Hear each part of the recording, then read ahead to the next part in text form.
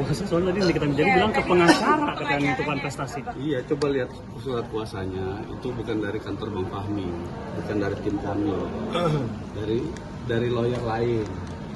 Jadi saya mau bicara apa kalau itu gugatannya dari kantor lain gitu. Kalau yang ini ya kan dari kantornya. Lihat, coba teman-teman media cek surat kuasa di kop suratnya itu kantor apa gitu.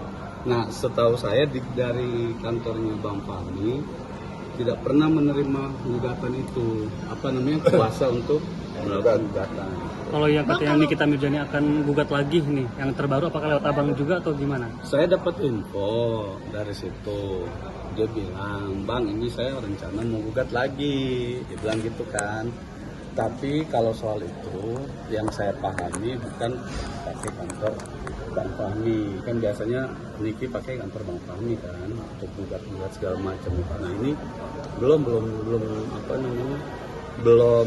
ada gitu. Nah, saya konfirmasi juga ada beberapa dari teman dari lawyer lain itu yang dipakai, dia bilang gugatannya kemarin ada info sudah terdaftar, tapi saya dapat lagi info dicabut sebelum gugatan, sebelum persidangan karena ada perubahan lah apa gitu. Tapi intinya bukan saya di situ, bukan saya sebagai kuasanya gitu. Kalau untuk sidang hari ini sendiri mungkin BPOM sudah siap untuk dihadirkan kah, atau ada saksi apa lagi ke depannya, Bang? Iya, jadi gini ya, kita kan berharap persidangan ini kan disaksikan oleh publik gitu ya.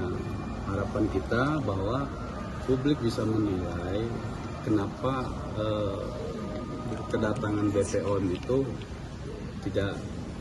tidak muncul gitu kan di dalam persidangan. Sementara dalam berkas perkara ada ahli dari BPOM yang dijadikan sebagai ahli oleh dari tingkat penyidik sampai penuntutan, tapi kemudian di tingkat persidangan ini tidak hadir gitu. Nah, kami tidak tahu penyebabnya apa.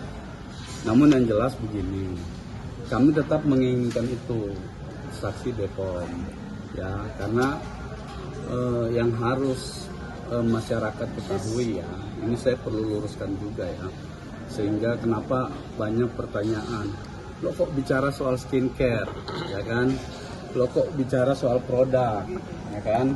Ini kan tuduhannya adalah pertama itu adalah pengancaman dengan kekerasan ya kan. Kemudian yang kedua adalah pelanggaran terhadap Undang-Undang ITE. Yang terakhir itu yang sering ramai di media itu adalah soal TPPU-nya ya. Jadi saya mau kasih tahu begini masyarakat itu bahwa perkara ini berawal dari adanya skincare ya. Kenapa kok bisa hari ini kami menghadirkan fakta korban yang mengalami langsung akibat dari skincare itu. Nah, karena apa? Di dakwaan jaksa penuntut umum juga menyebutkan ya. Ini kalau saya tidak salah ingat begini kira-kira, bahwa terdakwa Nikita Mirzani melalui akun TikTok @niki_huru-hara ya memposting produk Glavica ya kan. Lebih spesifiknya lagi apa? Salmon DNA dan booster glowing cell. Nah, ini yang menjadi pucuk dimulainya permasalahan ini ya kan, sehingga kemudian atas adanya dugaan bahwa bukan dugaan ya, sekarang BPOM sudah merilis juga fakta-fakta di persidangan juga sudah terungkap bahwa glowing booster cell itu tidak pernah terdaftar ya kan. Nah, ini yang kemudian disampaikan oleh Nikita terdakwa Ismail dan Nikita, dia itu dicari oleh Reza Gladys ya kan. Tujuan dia mencari Reza Gladys itu mau ngapain? Kan tadi saya bilang sumbernya apa? Produk ini loh ya, produk ini bermasalah, publik sudah tahu sekarang bermasalah. Lalu kemudian pelapor Reza Gladys ini menyadari bahwa itu adalah sebuah permasalahan. Nah, dengan upayanya dia mencoba mencari tahu melalui terdakwa Ismail. Nah, disitulah prosesnya ya kan. Proses ini terjadi, ada chat-chatan, selamat malam Mail, waktu persidangan fakta sebelumnya Dr. Oki menyampaikan, saya ditelepon Reja Gladys minta saya untuk dipertemukan sama Nikita. Saya sampaikan kalau begitu melalui Ismail. Saya sambungkanlah bertiga di situ teleponnya. Dr. Oki, Reza, sama Mail. Disitulah terjadi percakapan bahwa adanya permintaan tolong itu yang tadi beredar, yang teman-teman tahu semua sudah beredar di media sosial itu kan, yang lagi FPP, yang seperti yang disampaikan oleh saksi-saksi sebelumnya juga. Itulah percakapan yang awalnya beredar, minta tolong untuk dipertemukan, minta tolong supaya saya bisa ketemu kita. Karena apa? Sumbernya bermasalah, produk tadi itu.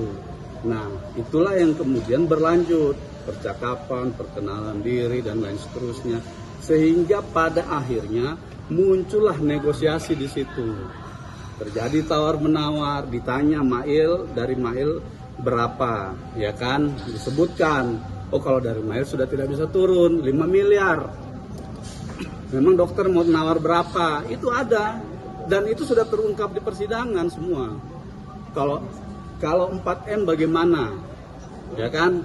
Nah, inilah saya bilang proses negosiasi ini yang kemudian terjadi fakta itu sehingga mereka itu sepakat gitu. Ya udah angka 4 miliar, ya kan? Oke, deal ya Mail. Oke, kita damai ya Mail, kan begitu percakapan yang kemarin beredar. Nah, pertanyaan kemudian nanti teman-teman bisa lihat, kami akan menghadirkan ahli bahasa. Makna dari oke sip itu apa dalam konteks bahasa? Apakah itu persetujuan secara paksa atau persetujuan memang sukarela sama-sama gitu loh, ya. Nanti akan kami hadirkan ahli bahasa di persidangan berikutnya. Belum konfirmasi ke kami, tapi mudah-mudahan kami sangat berharap ahli BPOM bisa hadir di sini. Karena itu bisa mengungkap fakta lagi bahwa adanya permasalahan terhadap produk-produk dari. Berarti sangat peran Grafisa. penting ya Bang BPOM itu untuk hadir di Sangat berperan penting, sangat. Itu suratnya udah direspon belum Bang sama BPOM? Kami sudah mengirim berapa hari yang lalu, belum ada respon. Mungkin maksimal di hari Senin kami, kalau belum dapat tanggapan akan kami tanyakan langsung ke Bapak. Oke, Bang, mungkin mengenai selain gugatan Wan Prestasi, nah katanya kan mau gugat baru nih, nah ada komunikasi tentang Oh, belum ada saya soal gugatan. Setelah perjumpaan kita waktu itu di tempat makan itu, kita ada komunikasi